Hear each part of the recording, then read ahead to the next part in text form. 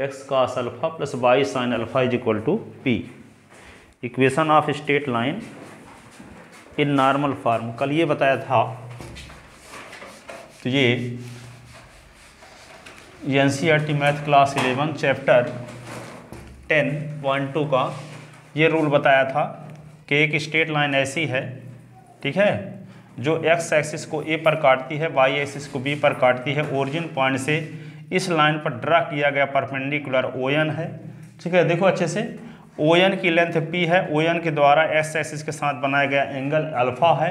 तो इस लाइन का इक्वेशन होता है x cos alpha plus y sine alpha is equal to p. ये इसको प्रूव करके कल दिखाए थे, ठीक है ना, कि यहाँ पे कोई लाइन, किसी लाइन पर ओरिजिन पॉइंट से यदि लेंथ है परपेंडिकुलर खींच दें तो उसकी लेंथ यदि पी हो और वे परपेंडिकुलर एक्स एक्सिस के पॉजिटिव डायरेक्शन के साथ एंगल अल्फा बनाता हो तो लाइन की equation x cos alpha plus y sine alpha is equal to P.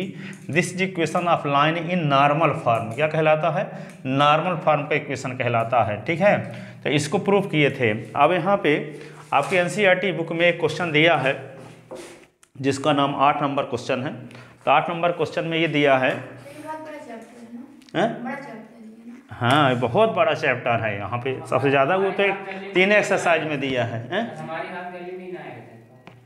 हाँ तो जो आए चाहे ना आए, इनको छोड़े रहोगे तो बहुत दिक्कत जाएगी लास्ट तक में ये, ठीक है। हाफ ईयरली की तैयारी ना करो आप, हाँ इनको पढ़े ना हो, अभी पढ़ाते हैं तैयारी ना करोगे ना तो बाद में आपसे बनेगा भी नहीं कुछ इससे। हाफ ईयरली ना देखा करो आप, पूरा देखो कि पूरा कंप्लीट कोर्स कैसे कब होगा इसकी चिंता करो। परीक्षा देने हो जाए जैसे टेस्ट जैसे चले जाया करो, पर ये नहीं कुछ छोड़ के चलो जाओ, ट्यूशन छोड़ दो, ये कर दो, तैयारी स्पेशल करो, फिर तैयारी करके जाओ, ये आपका लिए घातक होगा। इसकी वजह क्या है कि जुलाई में आते हो, कोर्स रहता है आप अप्रैल से लेकर के मार्च तक पढ़ाने का, तो उस प्रकार से तैयारी नहीं हो पाती कि जैसे परीक्षा होगी उस चैप्टर सब पढ़ाए हुए रहें। स्कूल वाले के आप हवा जैसे उड़ते हैं, क्वेश्चन बता के सब अपने से करते रहना तो जल्दी जल्दी आगे बढ़ जाते हैं। यहाँ थोड़ी ऐसे किया जा सकता है।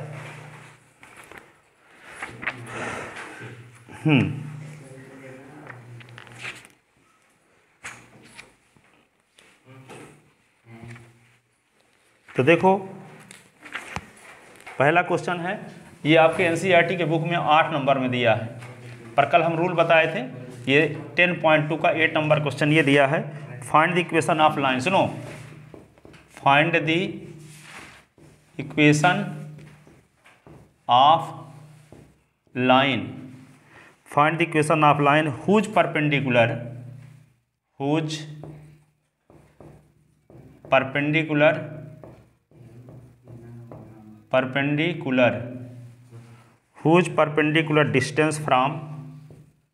distance from origin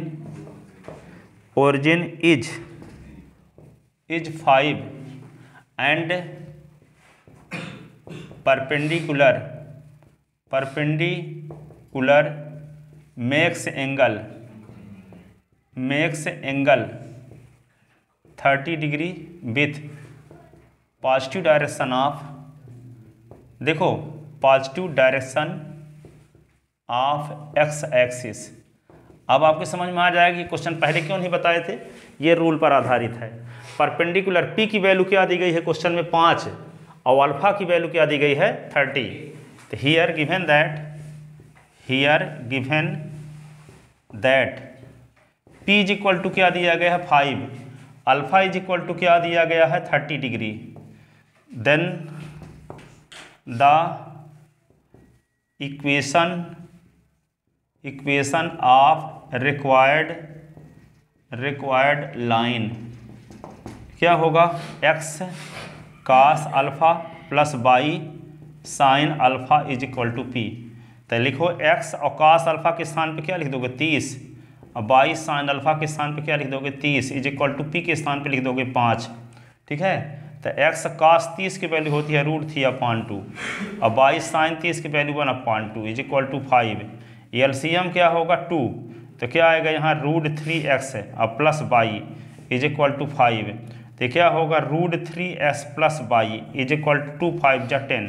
this is equation of required line, this is equation of required line, ठीक है, this is equation of required line, लिख लिए थे ना। अब आगे देखो अगला क्वेश्चन इसी रूल पर आधारित।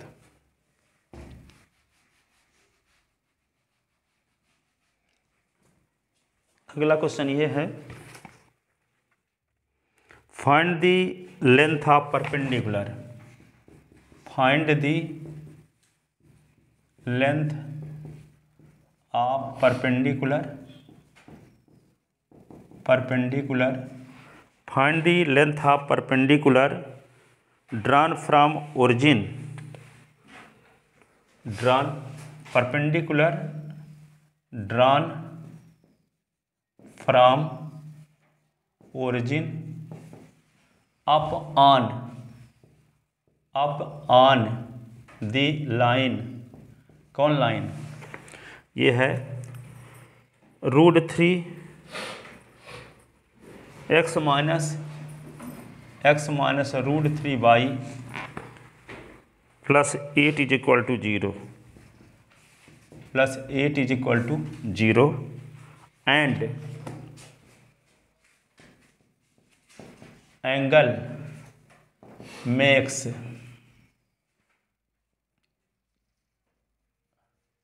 And perpendicular makes angle with x axis, perpendicular makes angle with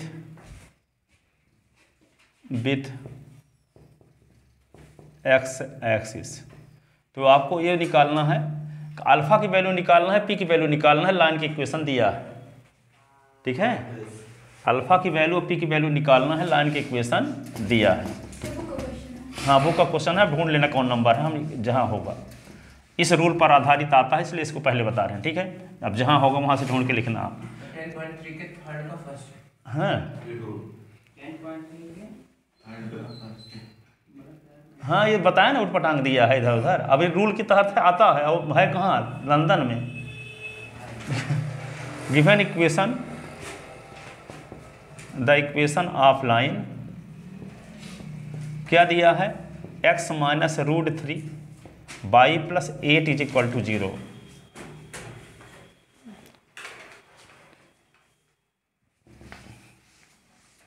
अब ये बोर्ड की कमेटी को कोई ध्यान नहीं दिलवाता कि व्यवस्थित थोड़ा इस किताब को कर दें, जिस रूल के तहत जो क्वेश्चन जहां आना चाहिए उसको वहां कर देना चाहिए। यहाँ वहाँ उल्टा पुल्टा लिखे पड़े हैं, अब पूरी इंडिया में चलती है। आपको नहीं लगता है कि किताब जो इस रूल पर आधारित जितने क्वेश्चन हैं एक साथ होने चाहिए? हाँ वो भी पब्लिकेशन वाली तो रहबे करेगी, तो वह तो व्यवस्थित लिखी नहीं जाती है। चलो देखो आगे, तो ये सब पढ़ने के बाद इनको पढ़ना चाहिए, मिसलिनियस जैसे पूरे चैप्टर, पूरे एक्सरसाइज, ठीक है। वो सब चीज़ों को, कुछ चैप्टर ऐसे होते हैं कि आप डायरेक्ट पढ़ाया जा सकता है, कुछ चैप्टर ये हैं कि इनको पढ़ाए बिना इसको पढ़ा ही नहीं सकते। एक क्वेश्चन इधर का, तो एक लास्ट वाला, फिर इधर का, तभी ना हमको इसमें इतना टाइम लग गया। और वैसे पढ़ाते थे कि एक क्वेश्चन पर आधारित एक एक्सरसाइज, लगभग यहाँ 15 एक्सरसाइज हैं नवबोध में, और सब पढ़ लोगे तब सब आ जाएगा, सबका यूज हो जाएगा। 15 एक्सरसाइज होगा 3 एक्सरसाइज में, ठीक है। तो चलो देखो, given the equation of line x minus √3y plus 8 is equal to 0। तो क्या करना होगा, इसको पहले 8 को राइट हैंड साइड में ले जाओ, ठीक है। फिर क्या करोगे, राइट हैंड साइड को ले जाने के बाद यहाँ पे x माइनस √3y अब इज इक्वल टू -8, कुछ नहीं करेंगे, अब माइनस हुआ ना, 8 को उधर ले गए और कुछ नहीं किए, ठीक है। अब ये माइनस को प्लस बनाना है, तो प्लस बनाने के लिए क्या करें, क्योंकि राइट हैंड साइड में रहता क्या है, परपेंडिकुलर लेंथ रहता है, पी क्या है, ओरिजिन पॉइंट से लाइन पर ड्रा किया गया परपेंडिकुलर लेंथ रहता है ना ये। तो लेंथ कभी निगेटिव नहीं होना चाहिए, ये पी है, लेंथ है, ओरिजिन पॉइंट से लाइन पर ड्रा किया गया, तो इसको क्या बनाओगे हमेशा पॉजिटिव, तो माइनस को मल्टीप्लाई करो, तो -x plus √3y is equal to 8, ठीक है। फिर दूसरा काम क्या है, दूसरा काम यहाँ होना चाहिए क्या, एक्स है तो कास अल्फा होना चाहिए, यहाँ बाई है तो क्या होना चाहिए, साइन अल्फा। कास अल्फा कब आता है, जब बेस अपॉन हाइपोटेनस हो, बेस अपॉन क्या हो, हाइपोटेनस हो। तो इस एक्स का जो कोफिशिएंट है उसको बेस मान लो, और जो बाई का कोफिशिएंट है उसको क्या मान लो, परपेंडिकुलर। तो ये बेस होगा, ये परपेंडिकुलर, तो अपान में किसकी जरूरत पड़ेगी, हाइपोटेनस का। तो हाइपोटेनस आएगा कब, जब रूट आप क्या करते हैं, बेस का स्क्वायर प्लस परपेंडिकुलर का स्क्वायर। तो बेस क्या है, -1, ठीक है। तो -1 का स्क्वायर प्लस √3 का स्क्वायर अपान में करना पड़ेगा। तो ये होगा बेस अपान हाइपोटेनस, और ये क्या होगा, परपेंडिकुलर अपान हाइपोटेनस, ठीक है। तो ये हो जाएगा एक्स कास अल्फा, ये हो जाएगा बाई साइन अल्फा। इसका मतलब क्या हुआ, अब एक रूल याद रख करो कि एक्स और बाई के जो कोफिशिएंट होगा उसके स्क्वायर करोगे, स्क्वायर करके जोड़ोगे, जोड़ करके रूट लगाओगे, फिर भाग दोगे, ठीक है। तब नीचे आएगा क्या, रूट ऑफ आएगा बेस का स्क्वायर प्लस परपेंडिकुलर का स्क्वायर। तो कॉन्सेप्ट क्या बना, किसी लाइन का इक्वेशन जनरल फॉर्म में दिया है, जनरल फॉर्म में, तो कैसे पता चलेगा कि जनरल फॉर्म में है कि नॉर्मल फॉर्म में है, ठीक है। तो जैसे मान लो एक लाइन का इक्वेशन है x cos alpha plus y sine alpha is equal to p है।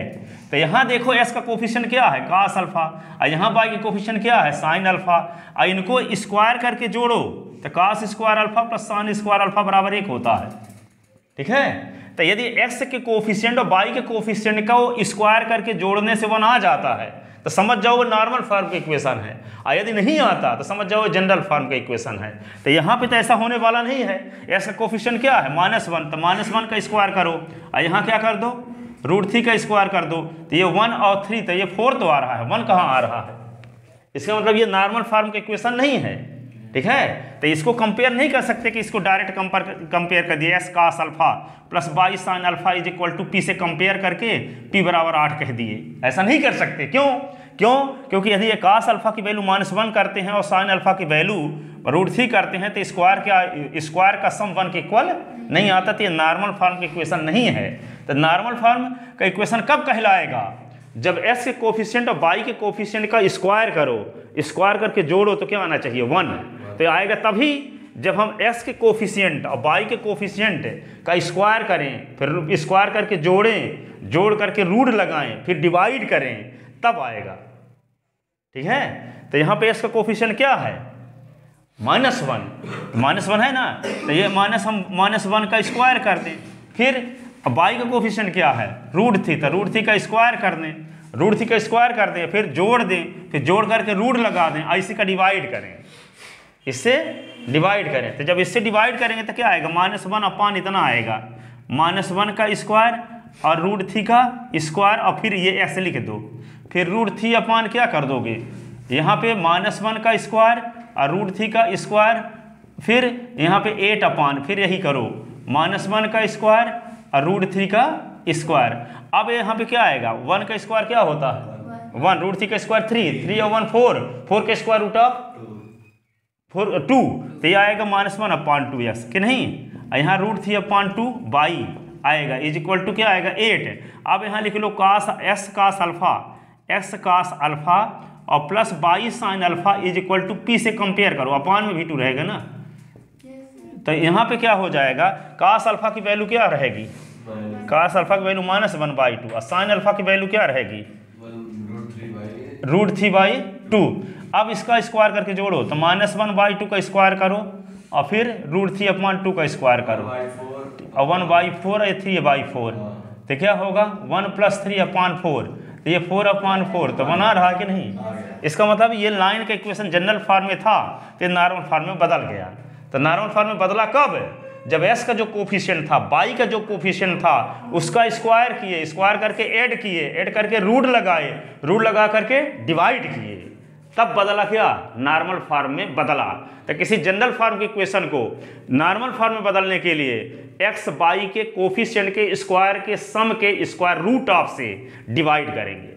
समझ में आया, एक्स बाई के कोफिशिएंट के स्क्वायर के सम के स्क्वायर रूट ऑफ से डिवाइड करेंगे तो नॉर्मल फॉर्म में बदलेगा, ठीक है। फिर उसको कंपेयर करेंगे किससे, x cos alpha plus y sine alpha is equal to p से कंपेयर करेंगे। ये नहीं कि डायरेक्ट कंपेयर करने लगे, वो जनरल फॉर्म है तब भी कंपेयर करने लगे तो गलत हो गया, ठीक है। तो पहले किस में बदलेंगे, उसको नॉर्मल फॉर्म में बदलेंगे। नॉर्मल फॉर्म में बदलने का तरीका क्या है, एक्स बाई के कोफिशिएंट के स्क्वायर के सम के स्क्वायर रूट ऑफ से डिवाइड। तो पहले बना जाएगा तो हाँ तो पहले नवा जाएगा, वन तो नहीं करना पड़ेगा, तो नॉर्मल फॉर्म में पहले माना जाएगा। तुम्हारे एग्जाम्पल है जैसे 1/√2x है और 1/√2y है इज इक्वल टू 7 है 17 है।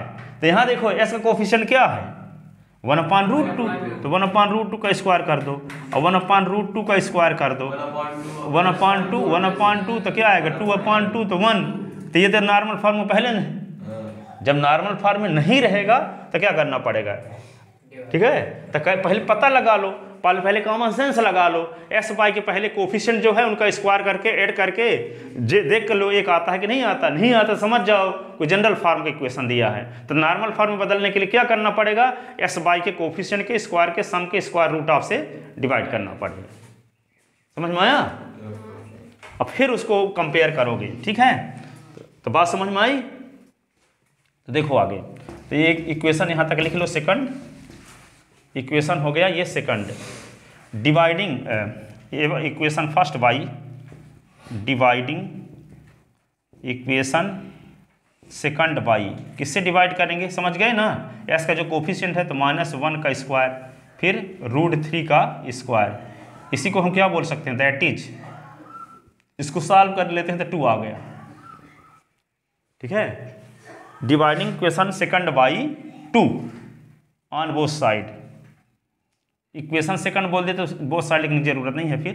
तो -1/2 x और √3/2 y इज इक्वल टू 8/2, 2 4 जा 8, तो -1/2 x और √3/2 y इज इक्वल टू क्या होगा 4। ये आ गया। इक्वेशन थर्ड लिख लो, compare equation third with, compare equation third with x cos alpha plus y sine alpha is equal to p। We get तो cos अल्फा की वैल्यू क्या है -1/2, साइन अल्फा की वैल्यू क्या है, साइन अल्फा की वैल्यू क्या है √3/2, ठीक है। और p की वैल्यू क्या है 4, ठीक है। तो sine alpha cos alpha p की वैल्यू तो मिल गई, आपको अल्फा चाहिए, ठीक है। तो देखो cos अल्फा की वैल्यू -1/2, जैसे आपको भी बताए थे आर्गूमेंट बताए थे ना।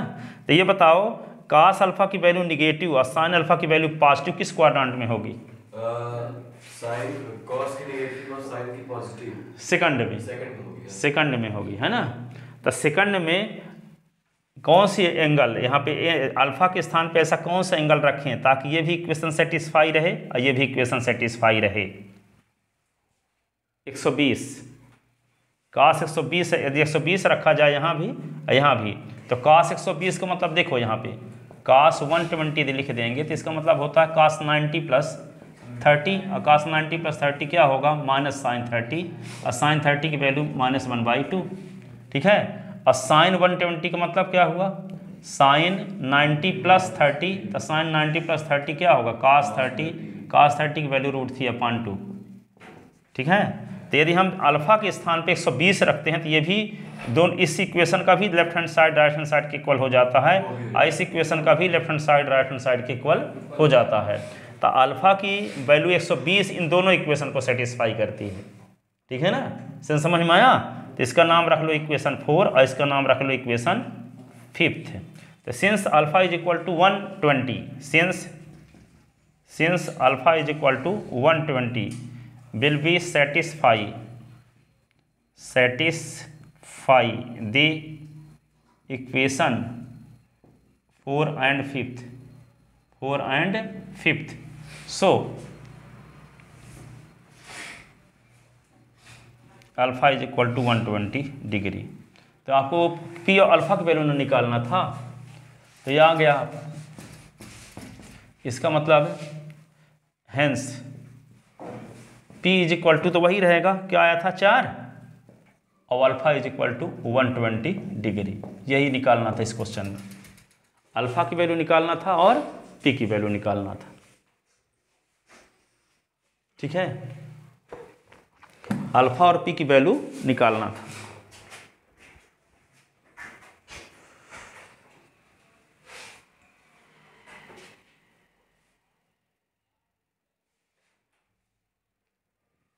चलो देखो आगे। अगला क्वेश्चन देखो एनसीईआरटी की, एनसीईआरटी का हम ढूंढ देना कहाँ है, ढूंढ ही चुके थे ना। अब देखो अगला क्वेश्चन ये है, reduce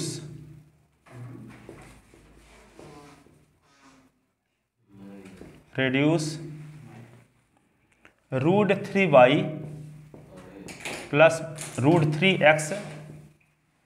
√3x plus y minus 8 is equal to 0 into normal form,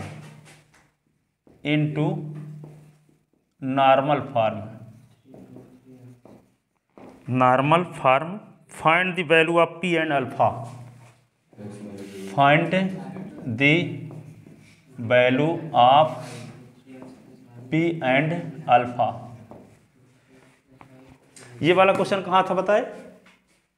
10.3 का थर्ड। 10.3 का थर्ड का फर्स्ट। आइए थर्ड का 10.3 के फर्स्ट, थर्ड का फर्स्ट, ठीक। चलो देखो आइए, रेड्यूस इस इक्वेशन को नॉर्मल फॉर्म में बदलना है और पी और अल्फा की वैल्यू निकालना है। हो सकता है एग्जाम्पल में दिया हो, एग्जाम्पल वाले इसमें दिए नहीं है।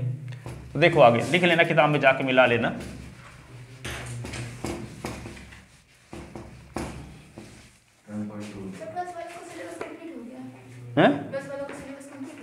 अरे ट्वेल्थ वाले कहाँ कंप्लीट हो गए, वो भी तो जुलाई में आए थे कोरोना के चलते। तो गिवन इक्वेशन ऑफ, कोरोना नहीं था पर हो गए, लड़के नहीं आए थे तो क्या करें हम, आप भी ना होगे तो ऐसे न रहेगा। Given equation of straight line, given the equation of straight line. देखो तो क्या लिखोगे, √3x plus y is equal to 8, equation first. अब नॉर्मल फॉर्म बदलने के तरीके तो बता ही नहीं चुके ना आपको, क्या करना पड़ेगा, एक्स ऑफ वाई के कोफिशिएंट के स्क्वायर के सम के स्क्वायर रूट ऑफ से डिवाइड, क्या बोले, dividing equation first by x y के कोफिशिएंट के स्क्वायर के सम के स्क्वायर रूट ऑफ से डिवाइड। तो √3 का स्क्वायर, वाई का कोफिशिएंट क्या है 1 का स्क्वायर, और सम किए फिर रूट लगाए, ठीक है, डिवाइडिंग इक्वेशन फर्स्ट बाई, ये वी गेट। तो क्या हो जाएगा, इसको सॉल्व करने से आएगा क्या, दैट इज √3 के स्क्वायर 3 है ना हुआ, और 1 का स्क्वायर 1 हुआ, 4 आएगा, 4 का स्क्वायर रूट ऑफ 2 होगा, वी गेट। तो क्या होगा, √3x √3/2x plus 1/2y is equal to 8/2।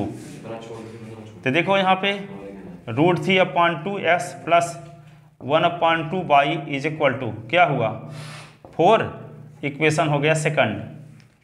This is equation of line first in normal form, this is equation of line, this is equation of line first in normal form, in normal form. ये नहीं, सुनो, अब ये नहीं कि इसका LCM लेकर के क्रॉस मल्टीप्लिकेशन कर दें, एलसीएम लेके क्रॉस मल्टीप्लिकेशन कर दोगे तो यही फिर से आ जाएगा, तो जनरल फॉर्म आ जाएगा।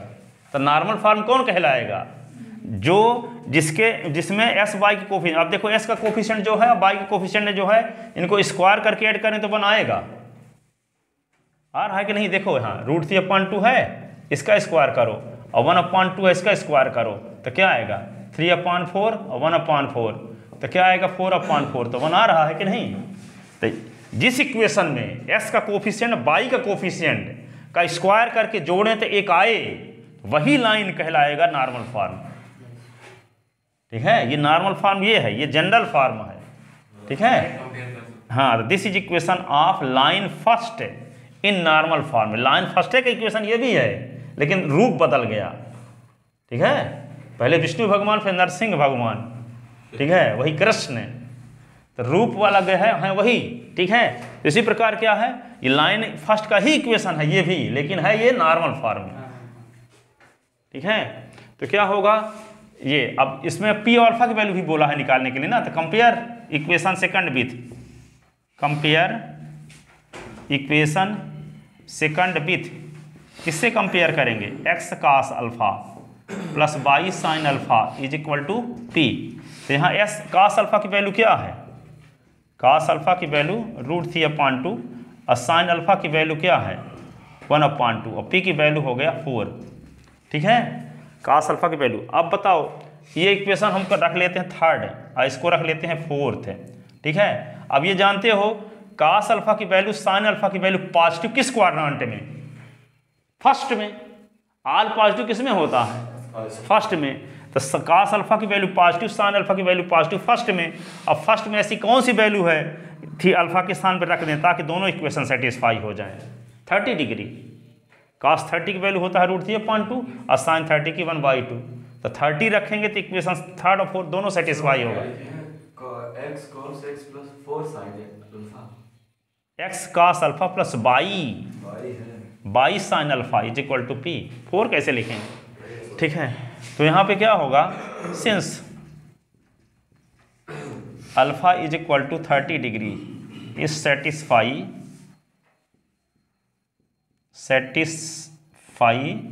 Both equation third and fourth. So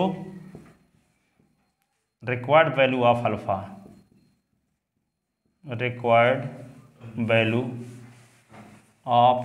alpha is 30 degree.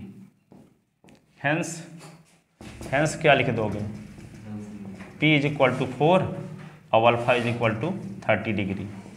ये आंसर। और नॉर्मल फॉर्म का इक्वेशन ये हो गया, इक्वेशन सेकंड। 3 चीज़ें पूछा था, नॉर्मल फॉर्म का इक्वेशन, P और अल्फा की वैल्यू। तो नॉर्मल फॉर्म का इक्वेशन ये है और P और अल्फा की वैल्यू ये है। लिखे, अगला क्वेश्चन देखो, एनसीईआरटी का, सब एनसीईआरटी क्वेश्चन बता रहे हैं पर वे सीरियलिटी से। चौथा क्वेश्चन देखो, चौथा टाइप क्या है इस पर, find the equation of line. सुनो, find the equation of line, find the equation of line whose length of perpendicular, whose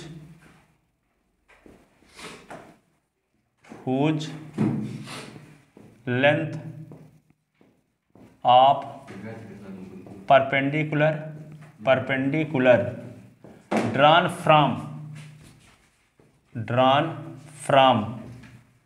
origin up on the line is 4 unit and perpendicular makes 15 degree with x axis and perpendicular makes 15 degree with x axis। यानी alpha की value 15 degree है और P की value 4। ठीक है, example में होगा शायद, चाहे एक्सरसाइज में मिसलिनियर कहीं होगा, देख लेना किताब से। देखो यहाँ पे हियर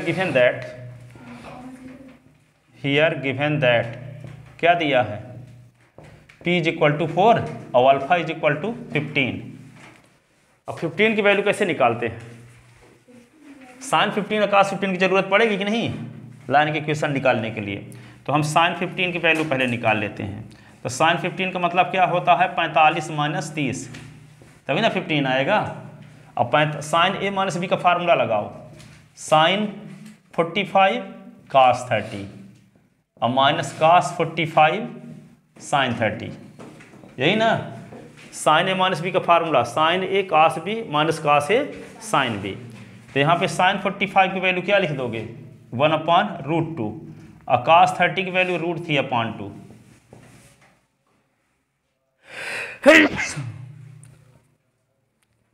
अब देखो कास 45 की वैल्यू क्या होती है 1/√2 और साइन 30 की 1/2। तो √3/2 और ये क्या होगा 1/2 तो ये होगा √3 - 1/2 ये हुआ। ये किसकी वैल्यू आ गई sin 15 की। ठीक है, एग्जाम्पल में है शायद ये क्वेश्चन। अब देखो यहाँ पे cos 15 की वैल्यू निकालो, तो cos 15 की वैल्यू निकालोगे तो क्या करोगे, cos 45 और -30, तो cos a - b का फार्मूला लगाओ, तो cos 45 cos 30 प्लस sin 45 और sin 30। फार्मूला जानते हो ना, sin a - b का फार्मूला ये है और cos a - b का फार्मूला ये है, जो 3rd चैप्टर में पढ़े हो। cos 45 की वैल्यू 1/√2, cos 30 की वैल्यू क्या होती है √3/2 और sin 45 की वैल्यू 1/√2 और sin 30 की वैल्यू 1/2। तो यहाँ पे क्या आएगा √3 + 1/2√2, ये दोनों वैल्यू आ गई। अब लाइन के इक्वेशन क्या होता है, x cos alpha plus y sin alpha = p होता है ना। तो अल्फा का काम यहाँ कौन कर रहा है 15 degree. Then the equation of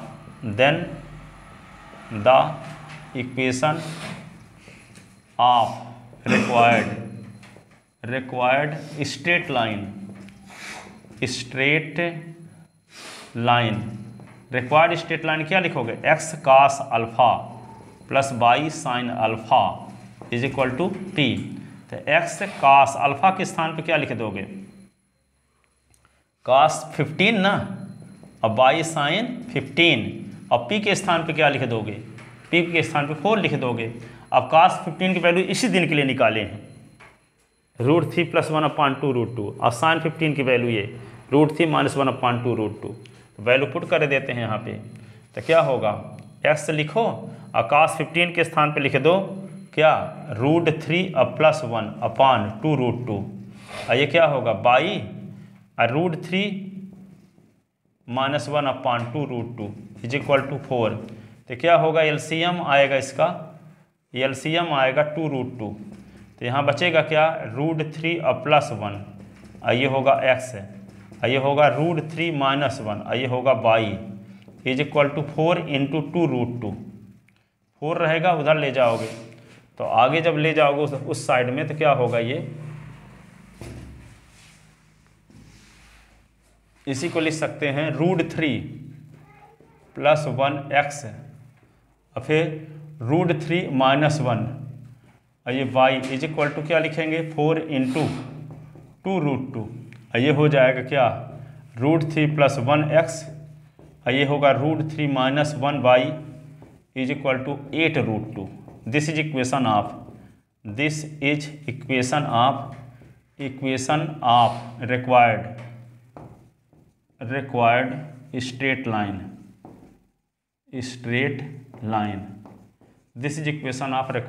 straight line. This is equation of required straight line. ठीक है, अब देखो एक और क्वेश्चन।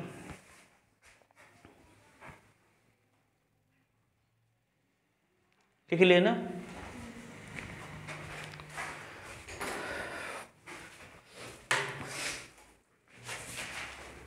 आगे वाला क्वेश्चन 2500 साल आया है सी बोर्ड एमपी बोर्ड में, सबसे इम्पॉर्टेंट क्वेश्चन आज तक का स्ट्रेट लाइन का। लिख ले इतना, इधर से मिटा दे सकते हैं ना।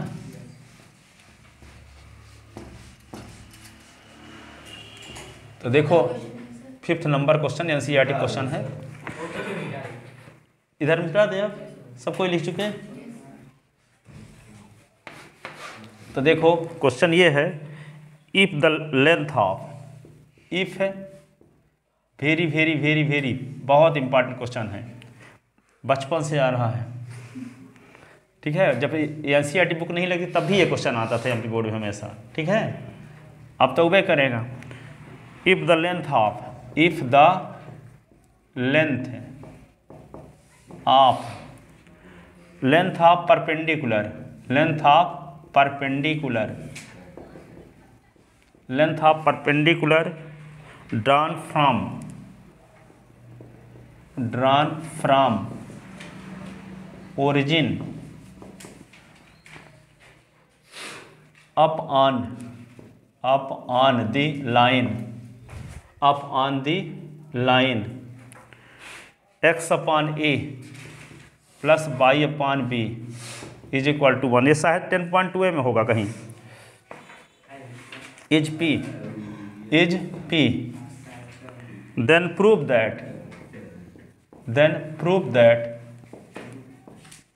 That 1 upon p square is equal to 1 upon a square और प्लस 1 अपॉन b स्क्वायर। ये ठीक है। तो ये क्या है, लाइन के इक्वेशन दिया है, ये इंटरसेप्ट फॉर्म में दिया है और इसको नॉर्मल फॉर्म में बदलना पड़ेगा, फिर कंपेयर करना पड़ेगा। ठीक है। तो गिवन इक्वेशन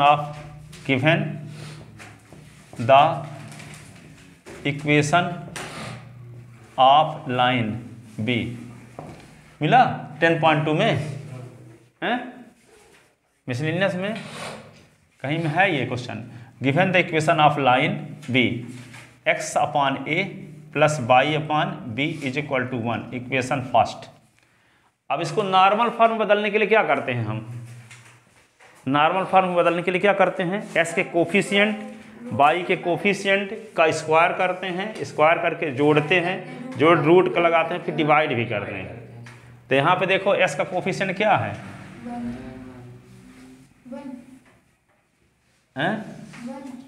s का कोफिशिएंट है 1 अपॉन a, अब y का कोफिशिएंट है 10.3 का 18 नंबर क्वेश्चन है ये। तो देखो ठीक है, तो क्या करेंगे, dividing equation first by dividing, थोड़ा लिख लो, for the normal form of equation first dividing equation first by, क्या करते हैं, s का कोफिशिएंट देखो क्या है 1 अपॉन a, y का कोफिशिएंट क्या है 1 अपॉन b। तो क्या करेंगे, एस वाई के कोफिशिएंट के स्क्वायर के सम के स्क्वायर रूट ऑफ से डिवाइड करते हैं। तो 1 अपॉन a का स्क्वायर और 1 अपॉन b का स्क्वायर और रूट लगा के डिवाइड करेंगे। यही ना बात समझ में आई ना, एस का कोफिशिएंट है 1 अपॉन a और y का कोफिशिएंट है 1 अपॉन b। तो एस वाई के कोफिशिएंट के स्क्वायर के सम के स्क्वायर रूट ऑफ से डिवाइड करते हैं, तब नॉर्मल फॉर्म में बदलता है। तो क्या होगा, ये लिखोगे क्या, 1 upon a x upon under root 1 upon a का स्क्वायर और 1 अपॉन b का स्क्वायर। ऐसा करते क्यों हैं, क्योंकि ये इसको s का जो कोफिशिएंट है उसको बेस मान लेते हैं और y का जो कोफिशिएंट है उसको परपेंडिकुलर मान लेते हैं। नीचे किसकी जरूरत पड़ती है, हाइपोटेनस का। तो हाइपोटेनस आता कब है, जब बेस का स्क्वायर प्लस परपेंडिकुलर का स्क्वायर करते हैं तब ना आता है हाइपोटेनस, पीजीटी से। तो s के जब कोफिशिएंट को बेस मानेंगे, अब y के कोफिशिएंट को परपेंडिकुलर मानेंगे, तो अपान में जरूरत पड़ेगी बेस के स्क्वायर प्लस परपेंडिकुलर के स्क्वायर के रूट की, तब बनेगा cos alpha. Base upon hypotenuse आएगा, यहाँ परपेंडिकुलर अपान हाइपोटेनस आएगा, तो साइन अल्फा कहलाएगा। समझ में आ रहा है कि नहीं, धीरे धीरे जड़ समझ में आएगा कि ऐसा क्यों किया जा रहा है। ठीक है, तो यहाँ पे ये आ गया। अब फिर क्या लिखेंगे, 1 अपॉन बी अंडर रूट, यहाँ भी 1 अपॉन a का स्क्वायर और 1 अपॉन b का स्क्वायर। आइए लिखेंगे क्या, बाई इज इक्वल टू, यहाँ भी लिखेंगे 1 upon under root 1 upon a का स्क्वायर और 1 अपॉन b का स्क्वायर। ये अब देखो, ये तो कहलाएगा cos अल्फा की वैल्यू कि नहीं, आइए किसकी वैल्यू कहलाएगी, साइन अल्फा की। आइए किसकी वैल्यू कहलाएगी, p की कहलाएगी। तो हमें p से तो मतलब है, इसको निकाल लिखो चाहे ना लिखो। तो यहाँ लिखते हैं compare equation second with, compare equation second with, किससे कंपेयर करेंगे, x cos alpha plus y sine alpha is equal to p, we gate.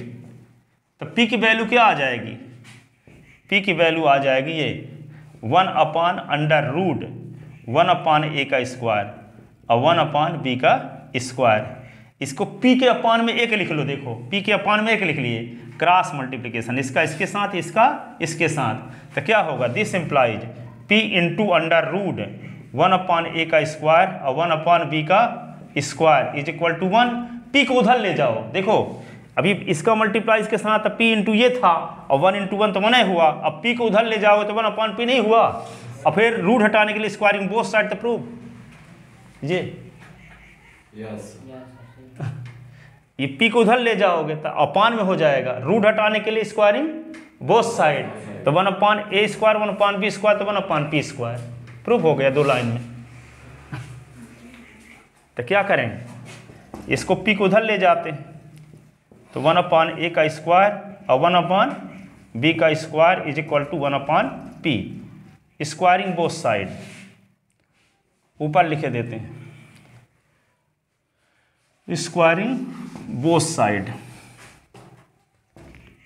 इसी को लिख सकते हैं अंडर रूट 1 का स्क्वायर 1 होता है, a का स्क्वायर a स्क्वायर तो 1/a स्क्वायर और 1/b square is equal to 1/p। Squaring both side, ठीक है। तो क्या होगा 1/a square 1/b square is equal to 1/p square. 1 का स्क्वायर तो 1 ही रहेगा तो वहाँ 1 स्क्वायर लिखने की जरूरत नहीं है, हेंस प्रूव्ड। यही तो सिद्ध करना था, ठीक है।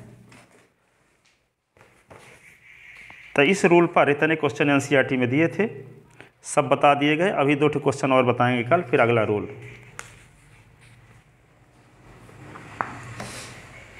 ठीक है ना।